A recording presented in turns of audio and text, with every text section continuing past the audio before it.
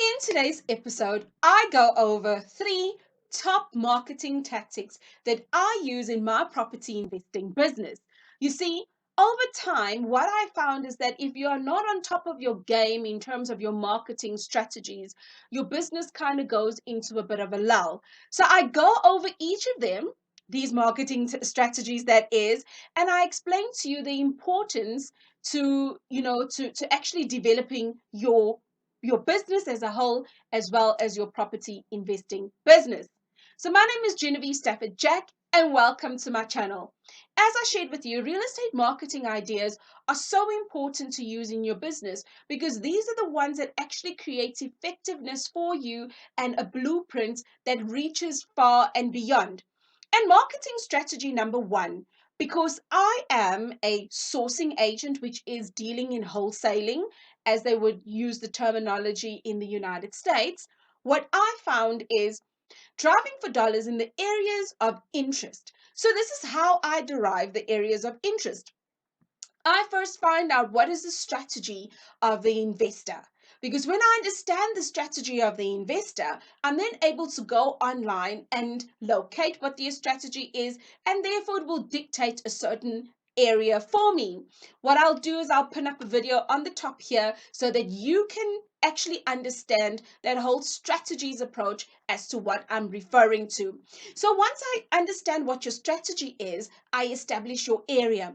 And what do I do is the terminology I have learned from very many videos on YouTube, just as you are, and I've learned to drive for dollars. However, I've decided to put my own little South African flair onto it. When I'm driving for dollars, yes, I will drive in the areas of interest to property investors. I will look for those properties that are run down, where's long grass, there's newspapers on windows. Sometimes there's a lot of traffic that goes in and out. Sometimes it's quiet.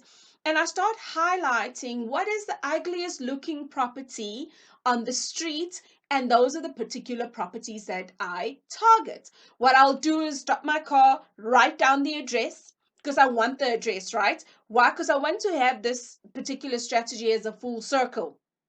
I write down the address and then I say to myself, okay, cool. This is address number one in this particular area. Is there a signboard in front of that or not? And I continue, and that's how I collect my data just by driving around that particular area of interest. By the time I get home, I ask myself, why don't I go onto TPN? Here is the website address here. I go into TPN, and because I've been in this area, right? I go into TPN, I go into the shop, and I decide that I go and I'm going to download an investor's report for that area. So now I'm solidifying the things that I've seen in the area, and then I'm pulling out the investor's report. It's less than 30 Rand. I am okay with that because that is going to give me a guidance on what's happening in the area from an investment point of view, the types of people that are in the area that are renting in that area, the types of people that are buying, so that I can also understand who's buying, who's renting out, the demographics, and all sorts of stuff. And I find investing in my sourcing business less than 30 Rand is top notch. The second thing that I do is when I start looking at what's so, like what's quite popping out for me in these areas, I then am able to see if there's boards that were in front of those properties that were not looking so well. I call those particular real estate agents. When I call them, I ask for a viewing. 9 out of 10 times, a real estate agent will give me a Lightstone report for that particular property that I'm going to view. However, the properties that do not have a for sale board outside, I then go back into TPN and I go for a property valuation report of that particular property. And in one day, what I've done is I'm able to secure a number of different leads for less than 100 Rand. And I've even got property reports to back me up and really just help me do my research as far as I can. And that for me is the first marketing strategy number one that I do to collect the information. Here's a pro tip in that one, right? In the area, if it's an area that I feel that I'm comfortable to walk around in, Sometimes I watch out for, is there like a little tuck shop in the corner?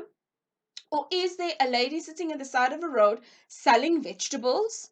And then I go and I have a conversation saying, I want to, buy in this area. What do you think? What do you see? And then I engage in a conversation, just an idle conversation, because I'm willing to take 10 Rand out of my pocket to see what is she selling. And while I'm buying what she's selling, I have this conversation with her. She's got a customer, she's got a transaction happening, and therefore is able to say, this is what I've seen, that's what I've seen. Or sometimes I'll go to the tuck shop and I'll do the very, very same thing. So I find that if I'm able to do that and collect as much data as possible in terms of my marketing, sometimes, and only sometimes, I leave a business card behind, and I say, when you see a house that looks like that one, would you be able to send me a message? And if you send me a message, there could be something in it for you as well, because this is the type of property that I'm looking for. And that is my spin on this first marketing strategy. The second marketing strategy that I do is word of mouth. You may think, word of mouth in property investing? How then do you do that? Well, this is what I do. On Facebook, I go live. On Facebook, I talk about what I do. In person, when we're not in this pandemic called COVID-19, because remember, December this year will be my fourth year actually doing what I'm doing. So at the end of the day, what I then find is when I am out and about and in conversation and somebody asks me, what is it that you do? Then I say, this is what I do. And the next time you see a house that doesn't look so nice, just drop me a WhatsApp message and tell me the street or the area that you had found this particular property in, so that I could pop in and go and have a view of this property. When friends come together as well, that's the sort of conversation I have. And you know what it's done for me? It's become a two-edged sword. It brings me in leads from people that will say, oh, Jen, I saw a not so nice looking house that you were talking about. And this is the address. I'm very curious. I want to come with you. What do you see in that house that I don't see, right? And the second thing it's done is sometimes it may be somebody that's interested in property investing, wants to see what you are doing. When you are able to say, yes, come along with me, we go and review the property, they see how I handle myself and in the engagement. Do you know sometimes those very people become my joint venture partners, because they say, if you are able to bring the skill to the table and do what you do, and in a joint venture, you've taught me that I can come in and bring the money and we use the bank's money. Can we put this on a contract and go ahead? So I call it a marketing strategy, because I'm getting a lead and potentially I'm getting a joint venture partner that is interested in this, and we are able to solidify our partnership going forward. And the third, but certainly not least, I kind of touched on it in the second point, and that is Facebook. Facebook is such an interesting strategy, especially now, guys. Well, in South Africa, we are now at the end of August, we're on level 2, using Facebook as a means to create leads and also to share with friends and family on Facebook that this is what you're doing. You have like almost like a one to many relationship. You are one person sharing with many people what you do. Sometimes what I do is I'd go into Facebook on my business page. I'll say, hey guys, this is what I'm looking for, or this is where I'm driving to, this is what I'm all about. And I throw it out there. I boost that post and I reach people in and around my area, because on Facebook you can do that. And they'll even share with you the demographics of people who are looking at your adverts. Like, for example, are people between the ages of 35 and 44, because this is the biggest, I find, in my engagement with people, this is the biggest group that is always looking to see how best could they use their money. And I relate to that group so much, because within my space of looking to find different avenues, I may have started in my 20s looking out for entrepreneurial ideas, But it's in my 30s that I really took the biggest risks, right? And it's also now in my late 30s, or well, was my late 30s, and now my early 40s, really just putting my head above water, thinking, damn, I've been through the most. So I find that that particular marketing strategy, again, shares with friends and family and potentially people that may not know you, but the people that may not know you may know the person that's commented on your particular post and then engages with your post. And I find that one of the coolest marketing strategies to use. So if any of these ticks your boxes, I want you to smash the like button, because I find that doing these particular strategies, having people actually talk about what it is that you are doing, having you talk about and shaping how people see your property investing business is really, really very important, because this is how your leads come in. This is how your prospects come through the door, where they'll either be that person that says, you know what, I've actually inherited a property and I don't really want to deal with it and I want to sell it fast. Could you help me in that particular process? Now you start finding that what seems magical, it's magically happening, that leads are coming in through to you. So these are my real estate marketing strategies that I use, really just to get my business out there, and it doesn't cost me an arm and a leg.